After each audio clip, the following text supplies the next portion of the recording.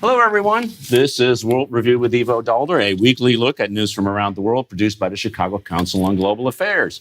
It is Friday, May 30th, and we're live from Chicago, meaning in person, with everyone here on stage at the Chicago Council's Conference Center. And we have a live audience with us today as well, though they'll be quiet while we're having our discussion, unless somebody says something so amazing that the applause has to come. So why are we live? Because this is a very special edition of World Review with Ivo Daalder. After 238 episodes, that is, the 238th is right now, this is the last one that is going to be produced by the Chicago Council on Global Affairs. Next month, I will step down as the head of the council after 12 years. For 5 of these years, the council staff, ably led by Kellen Martin and his team, has produced this show. They've been fantastic in every possible way. You can applaud now.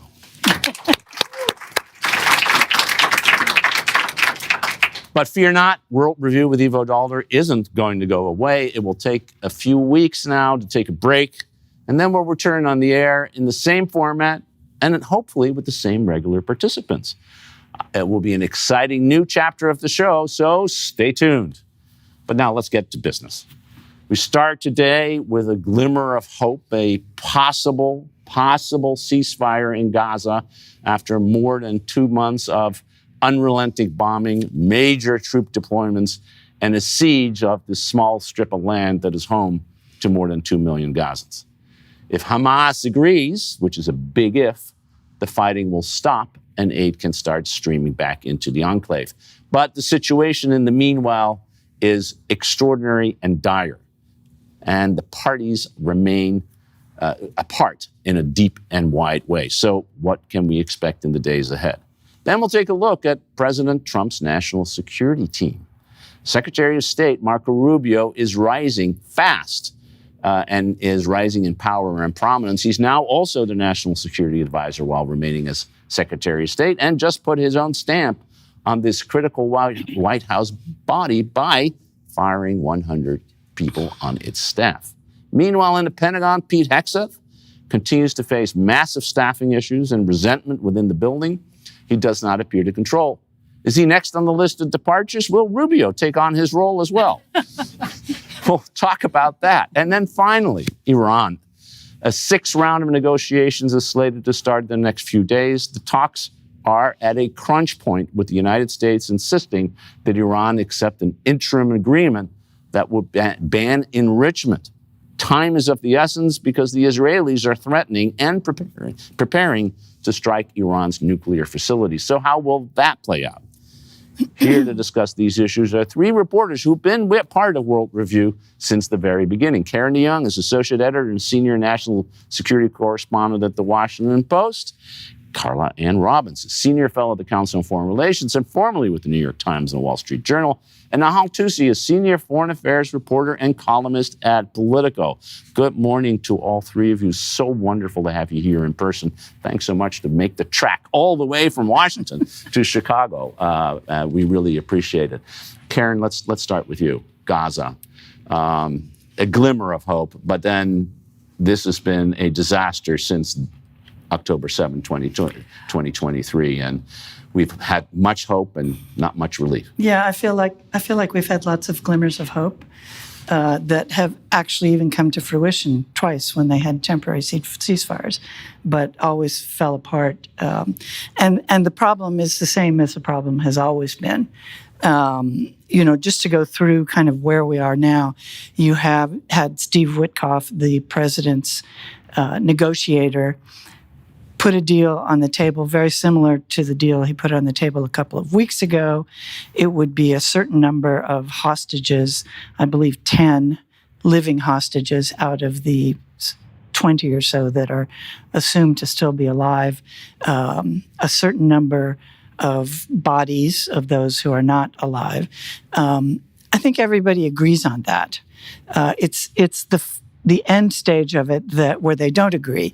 The more or less same proposal, except for this end stage, was put on the table a couple of weeks ago. It allowed for the United States to serve as mediator for what comes after this supposed 50 or 60-day ceasefire, whether Israel would then withdraw and the war would be over. Israel turned down that proposal. There were further negotiations. That's been tweaked in a way that now Israel says, great, we love it. Hamas says, wait a minute. And so, the administration and certainly the Israelis like to blame this all on Hamas. And certainly Hamas has not been the most forthcoming negotiating partner. But I think that this is the basic disagreement between the two parts. And the question is, can they find a formulation in the middle somewhere that both sides will agree to? Granted that Hamas is in an ever weaker position. Most of its leadership has been killed off. At the same time, Israel really doesn't want a permanent ceasefire because they want to move all the Gazans into southern Gaza. They now control and occupy about half of Gaza's 141 square miles, which is if some of you have ever been there, it is a really small place for 2 million people to be squashed in, ever smaller part of. So I think it's hard to think that Israel's goal is anything other than complete occupation of Gaza. The military, the United States, the Israeli military, the United States, agreed a year ago that Israel had accomplished its goals in Gaza of basically removing Hamas as a military organization. And yet they have continued to strike people, as Ivo said, with really escalating attacks now, and moving people, and many people who have been moved many times, north, south, middle. They really are, all pretty much squashed into southern Gaza. I think for President Trump, the goal is he wants to expand the Abraham Accords. He wants to expand U.S. influence in the Middle East, and feels like he can't do that as long as this war is going on, and so really just wants to get it over with. I think that he also doesn't like to look like a failure. I mean, he promised that he would. This was one of the conflicts that he was going to resolve in his first week in office. I think for Netanyahu, his main goal is to stay in power. If his government collapses, he has to go on trial on corruption charges that have been around for years and years. I think that for Hamas, the hostages are it for them. Once they give up the last hostage, all bets are off for them. So I'd be, maybe I'm too cynical after having been through this many times and written. There is optimism today that a deal is near. So we'll see. In the meantime, there's this new operation blessed by the Israelis and the Americans to deliver food in Gaza, which has been under an complete Israeli blockade for almost 3 months now. The deal that's on the table calls for resuming the more traditional form of assistance, which is basically delivered by the United Nations. Israel apparently has agreed to that. I don't know what happens to these little Israeli-approved food distribution sites if, in fact, this goes into operation. So we have to wait and see. Again, I'm not horribly optimistic about it, but it would be great if they actually did agree to something.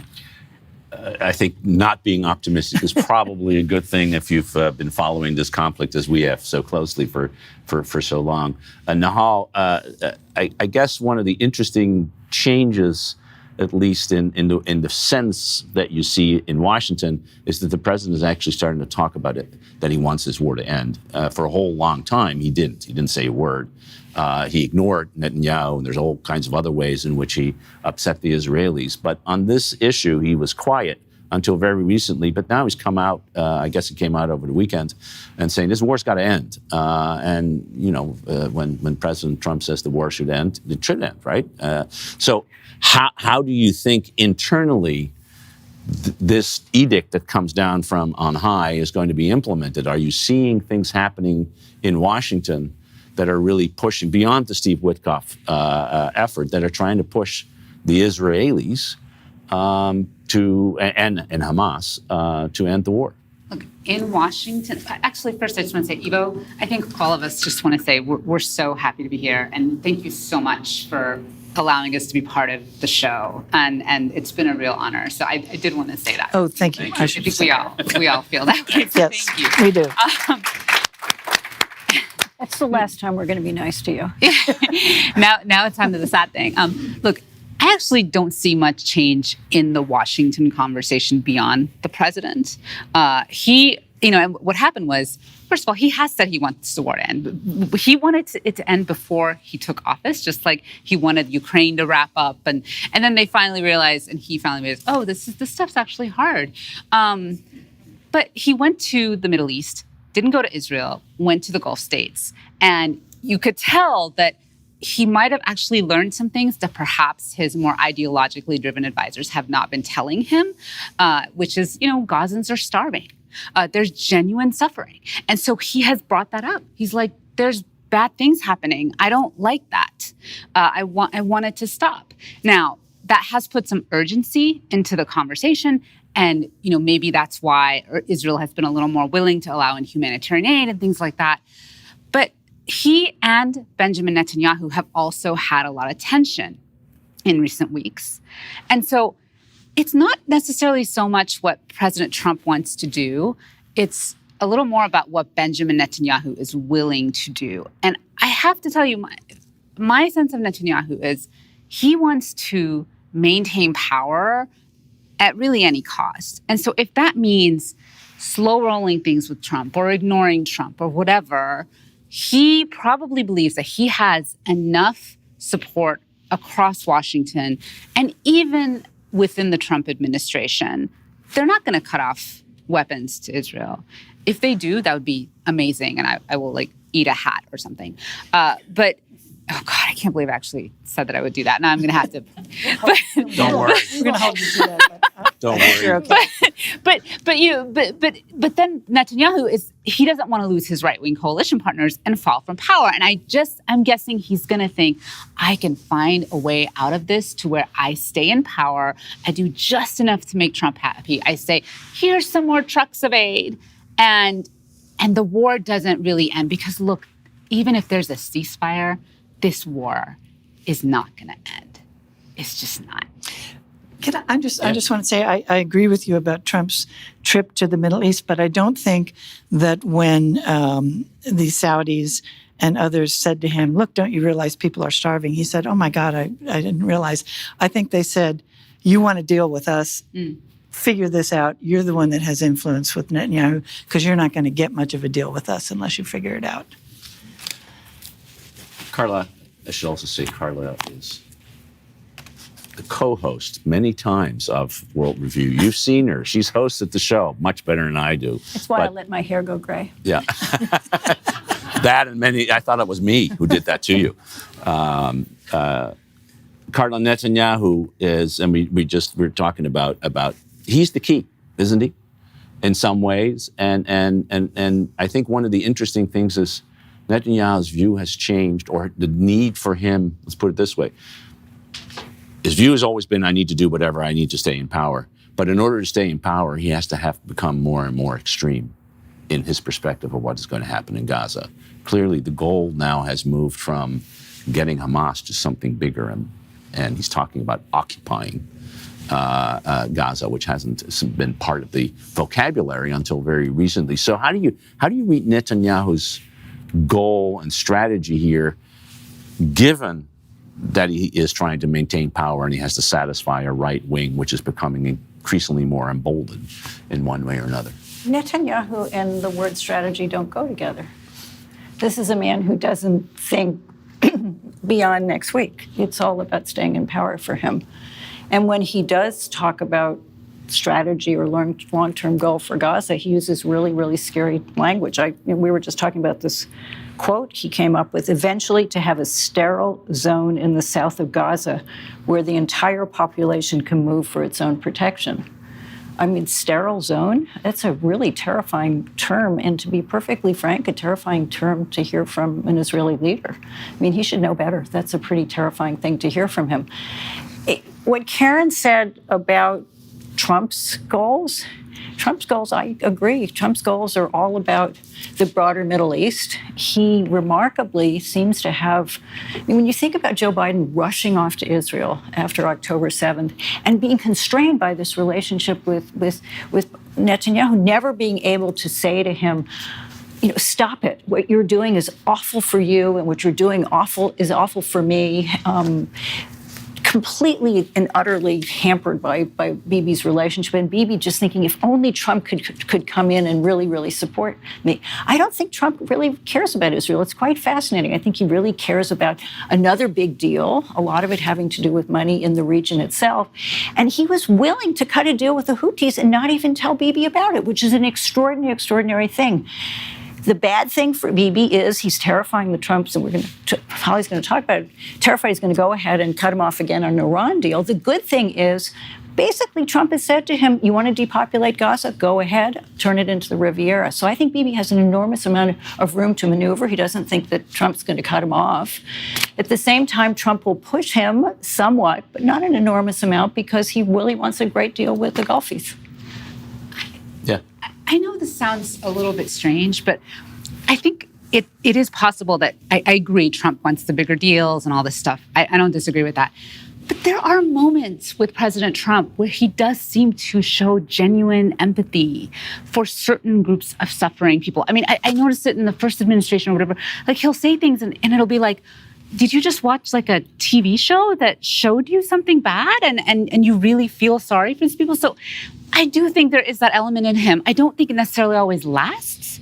But, someone was telling me, someone pretty well connected, he was saying, look, this idea that Trump has about moving all the Palestinians out of Gaza, like, it's not because he wants to commit a war crime. It's because he's literally like, people can't live there. Like, they just should go somewhere and be happier. It's a weird thing because he's not known for empathy, but I do think now and then he does have flashes of it. Well, I think it was Steve Witkoff's visit to Gaza back in late January, early February, that then led to this statement, maybe we should have, these people can't live here with exploding bombs and housing, which is, by the way, true. They are not living as human beings in a normal way. They don't have food, they don't have shelter, they don't have health care. And in that sense, from a humanitarian perspective, if you could figure out how to provide a place where they could be living in greater security and safety, makes sense. The problem is there's a political reality that overlays this, right? And so now we say, Israel, you have to stop trying to obliterate these people. Yeah, no. To the contrary, because the way that Israel has conducted the war in the last 2.5 months is a significant escalation from the way it was done before. So it's the same thing always. He may have right instincts, but the ability to follow through and think through is kind of lacking, which is a good way to segue to the team. Carla. And this is it's fascinating. We talked a lot about the team in the first term and the guardrails and the adults in the room and all of this thing. And clearly one thing that is different in Trump 2 from Trump 1 is he understood that he didn't want people to be guardrails. He wanted to do whatever he wanted to do. So he got people who would do what he wants to do. Marco Rubio was not seen as the stand-up, strong leader at the State Department originally, but he's emerging as a pretty powerful, important, or put that differently, is he emerging as a pretty powerful, important person at the time when other advisors, certainly in the national security field, seemed to be, in Hegseth's case, at a loss, in other case, invisible. Where's Ratcliffe? Where's Gabbard? Where are all the other ones? It's Trump and envoys and Rubio. So what is that? What is that a right picture, and how do you look at this evolution? Where do you think Rubio is, and where do you think Hegseth is, and where do you think the advisors are? Well, we were talking about this, that when Rubio was nominated, I mean, the prediction was that he was going to be the cabinet member first to go. He was ideologically, there was no history of him being consistent with Trump. And in fact, there was this great conspiracy theory among Republicans that Trump had chosen him as this great revenge fantasy for himself, that he was going to make him leave the Senate and then fire him, so that he was going to be totally, what's the delicate term, screwed, because he made him lose this great job and fired him really soon afterwards. And here he is. It shows you. I mean, I bought into it. It shows you how much perhaps you should never sort of take long, stock advice from me. Here he is. He's got many jobs. What is he? He's the Secretary of State. He's the National Security Advisor. He's head of the archives. What else does he have? USAID administrator. And he's, USAID, which doesn't exist anymore. He's really sort of everywhere. But is he Forrest Gump? I mean, it does sort of raise that very interesting question, because Rubio is no longer Rubio. You were saying that last night. What does Rubio really believe in? The things that we knew most about him was he was fiercely anti-Russia. He was fiercely anti-China. Yes, Trump is fiercely anti-China, but let's see in another 6 months when there's a big, beautiful deal with China itself. So he extraordinarily is everywhere because he's proved incredible fealty to Trump, because Trump loves what he looks like on television itself. And interestingly enough, because he hasn't gotten his back up when a lot of the big negotiating isn't being done by Rubio. It's being done by Witkoff. And he's, Tom Barrack is in Syria right now. So he seems to understand what Trump wants. Now, is this ambition? Does he think this is going to position himself perfectly for running for president as well? It's hard to imagine. We were talking about South Florida. Trump is far underwater in South Florida, and so is Rubio. Because among the things that he's thrown overboard is his commitment to immigrants, his commitment to Cuban Americans, his commitment to Cuban migrants, his commitment to Venezuelans. This isn't the Rubio we know. So yes, he's everywhere. He doesn't seem to me to be a strong Secretary of State, and certainly not a strong national security advisor, because the National Security Council staff is being gutted, and that it's going to be terrible for policy. We can talk about that as well. Now, Pete Hegseth, well, he's out there. He's not complete. He's out there doing push-ups with the troops. And now, if we were going to predict the member of the national security staff that's most likely to be ousted, which is very, Trump was reportedly going to have a press conference today with Elon Musk. Trump hates letting go when people say he's going to let go. He hates to be embarrassed when he's made a choice. Hegseth, on the other hand, on Memorial Day, Trump described him as a tough cookie. You control a nearly $1 trillion budget and 2 million people at arms, and someone's describing you as a tough cookie. Not a great endorsement. Hegseth is under investigation, an IG investigation for Signalgate. He is now this very interesting question of whether there was illegal wiretapping, which for Republicans right now, particularly the Trump Republicans, illegal surveillance is a very big deal. He's in deep trouble. There's no question about it. And the White House reportedly is very unhappy with him. So I'm going to shift my prediction about who's going to go, but I was wrong about Rubio. If Elon Musk is going to stand next to Trump today, maybe he'll hold on to Hegseth. But yeah, I think Hegseth's in trouble. Well, I remember in this Atlantic interview he did just before, he said, Waltz is fine. And he was gone the next day. So maybe tough cookie is another sign that things are not moving in the right direction. Karen, does it matter? Does it matter that these guys aren't as strong or as for this administration in the way that policy is being made? I think that as you know, Ivo, better than any of us, the National Security Council traditionally is the place where the interagency sort of works to advise the president, where everyone sits around and there are people who know intimately different parts of the world and different issues, and they get the views of the cabinet officials and the people who head agencies, and they ask questions and they synthesize policy options. And then the National Security Advisor says to the president, here are the options, here's the ups and downs of each of them. What do you want to do? This government doesn't work that way. This is totally top down. It's either Trump says, I want this, or everybody else says, what does Trump want? And then they figure out what the policy should be. Without putting any particular value judgment on that, I think I would have to agree that most of the people that have these positions are pretty much interchangeable. It doesn't really matter. And again, it becomes as it did in the first Trump administration, as he started to go through national security advisors one after the other, it's a bad look for him, firing people. I think Carla's right. I think they've really had it with Hegseth. And certainly people in Congress have had it with Hegseth. Whether Trump will decide that there are lots of rumors going around about who's going to take Hegseth's place. Whether Trump decides to cut that particular cord and when he decides to do it, who knows? But I think he will do it eventually. And does it matter? Not that much. It matters in terms of Trump's standing and his perception of himself, I think. Just one thing. I think it really does matter. I think what really matters is, and particularly because, as you said, not only no guardrails, there's not a lot of expertise. I mean, Witkoff, what background does he have? I'm not saying he's not a bad negotiator, a good negotiator. The whole point of the National Security Council staff is to go out there and come up with a bunch of options for the president.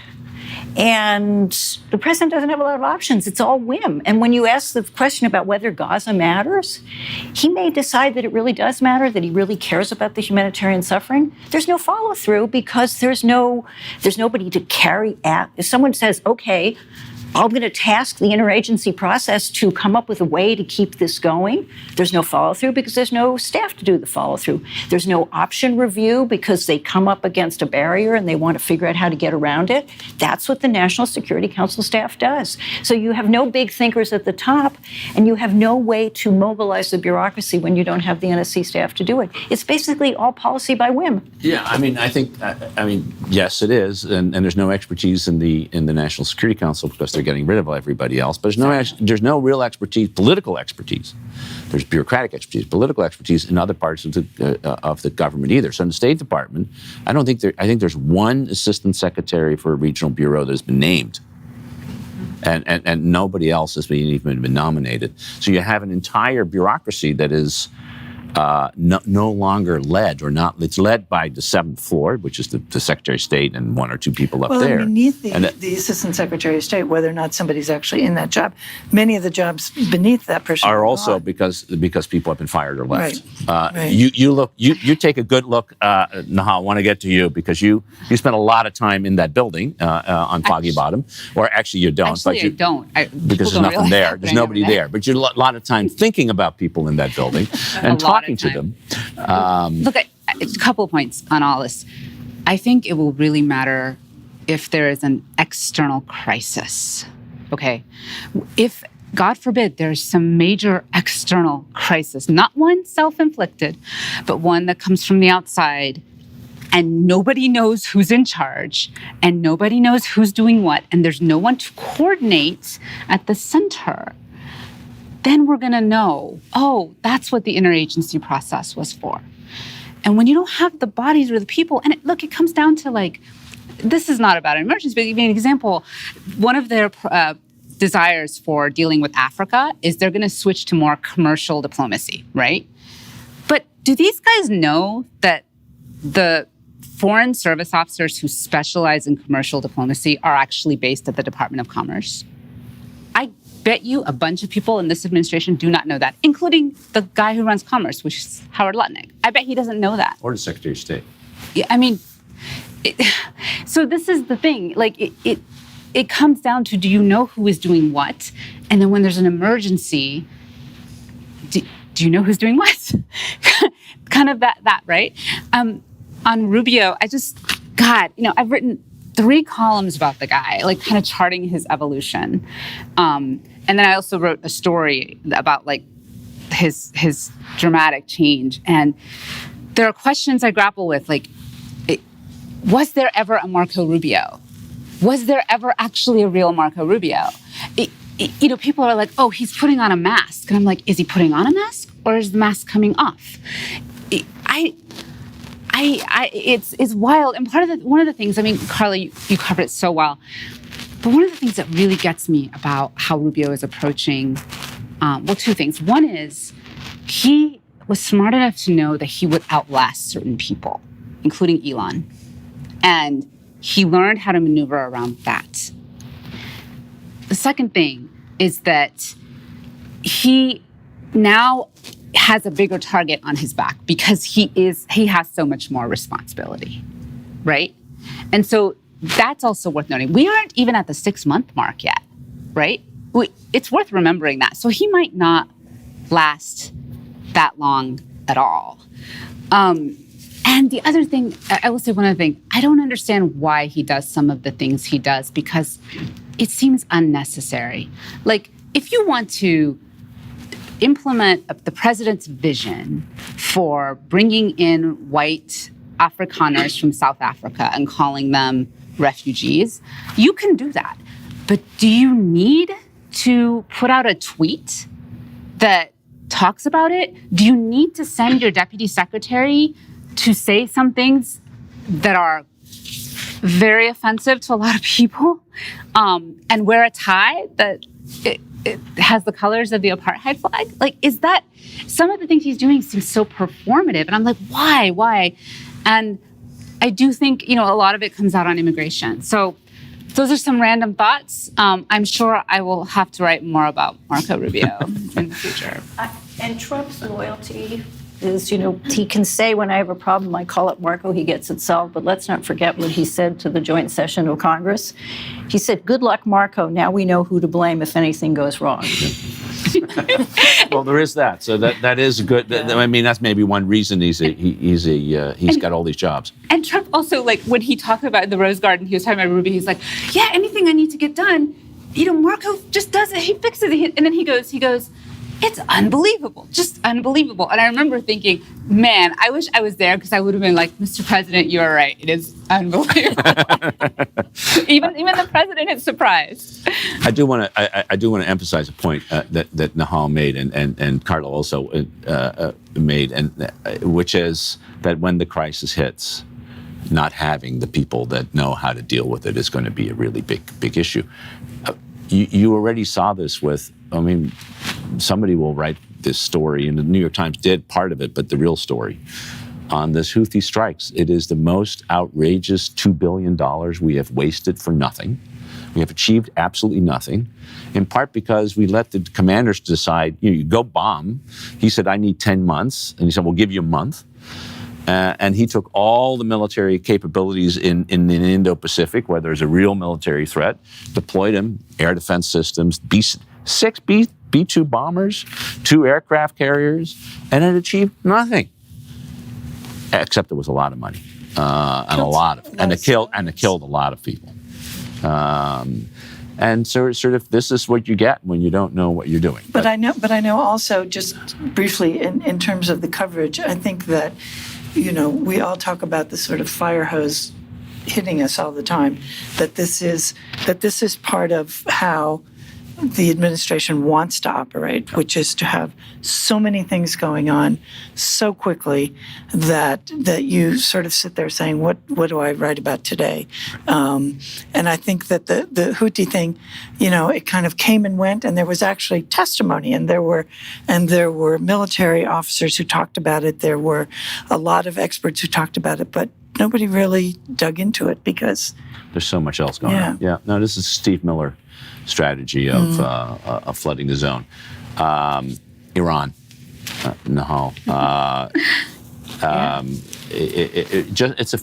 think it's a fascinating sense here, you have the president who's doing bilateral negotiations with Iran to try to get a deal that in some ways is unlikely to look any different from the deal that he stepped out of in 2018, if there is a deal.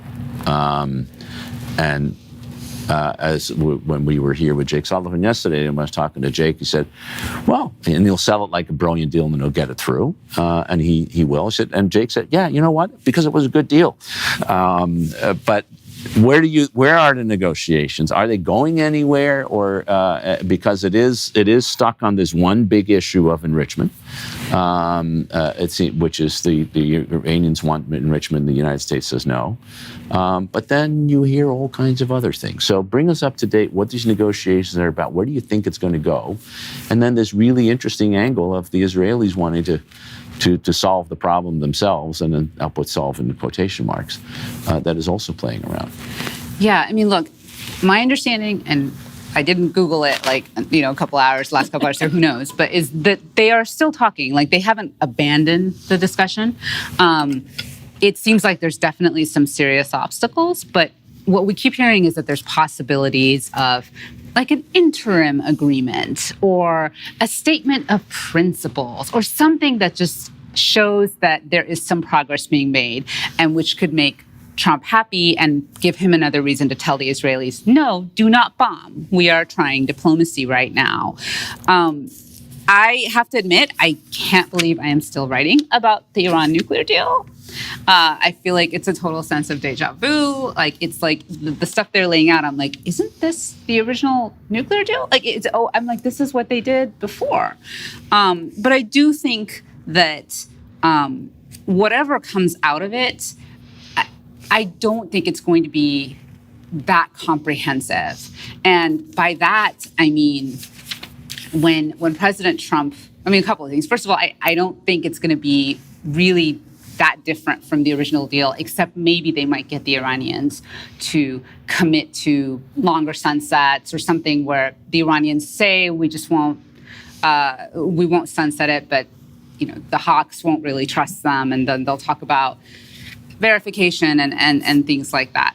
On the issue of enrichment, look, Iran says it has the right to enrich uranium on its soil. There are other options. This is, just to be clear, not to nuclear levels, but just to low levels. There's some talk of having like an enrichment mechanism that happens outside of Iran, but which can provide Iran with the lower enriched uranium. There's another possibility too, which is simply that the Iranians can say that they retain the right to do it, and they have the ability to do it and the facilities to do it, but they just don't do it, right? And if there's an agreement that can lead to some sort of a gray area that way, maybe they can make that work. But in the issue of comprehension, look, one of the reasons Trump left the original nuclear deal was because he said it was too narrow. It was just about the nuclear issue, right? He wanted it to include dealing with proxies. He wanted to include the ballistic missile program. He wanted to do all sorts of other stuff, which the Iranians had said is not on the table. And yet this time around, I don't hear any talk of this other stuff. It seems to me like it's just going to be another narrow deal, if they can even pull that off. And I find that kind of interesting. The Saudis, the Gulf Arab states, and others really would prefer there be diplomacy this time around. They would prefer to see a deal. Last time, they didn't like the deal.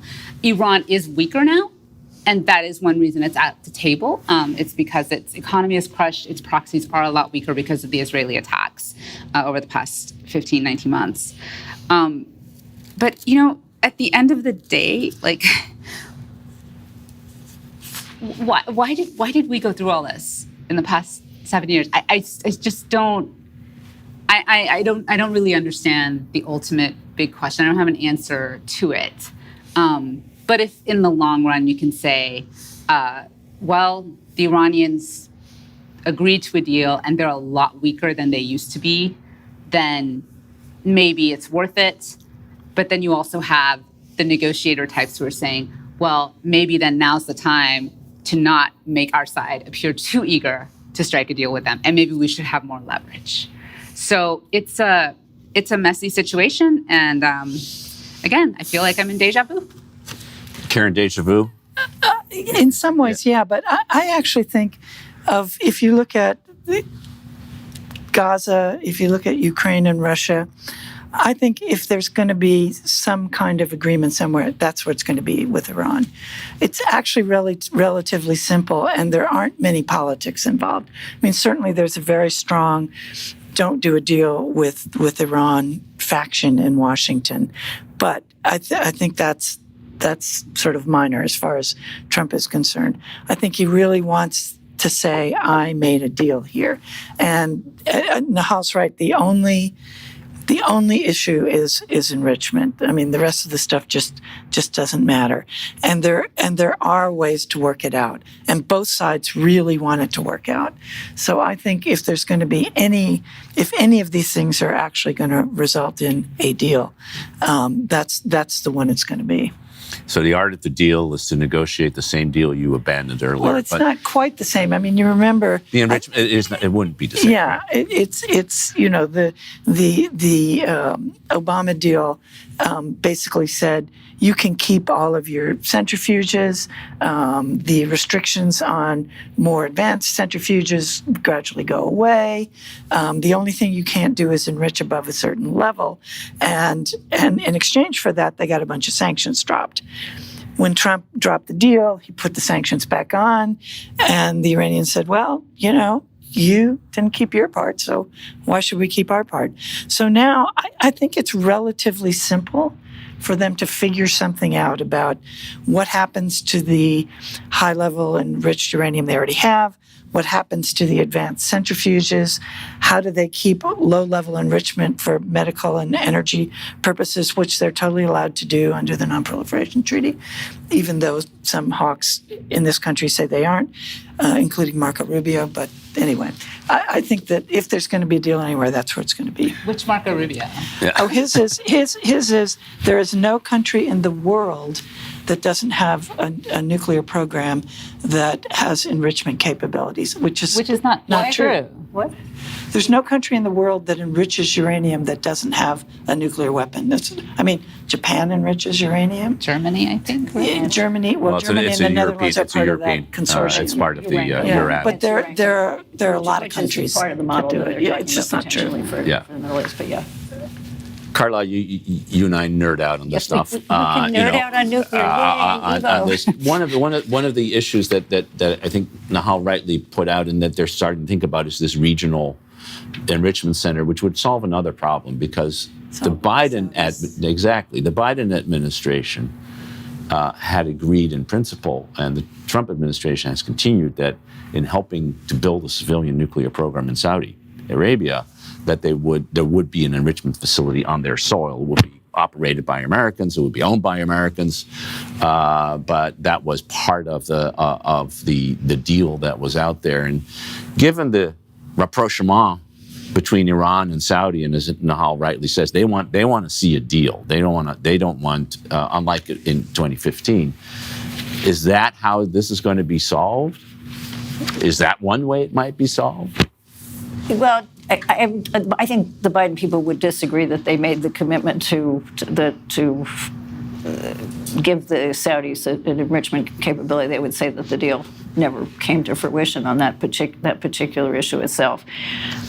The Non-Proliferation Treaty says that any country that's in good standing, as long as they, are completely, they're commit to having a peaceful nuclear program, they can have the full fuel cycle, and that's the ultimate loophole and failure of the Non-Proliferation Treaty itself.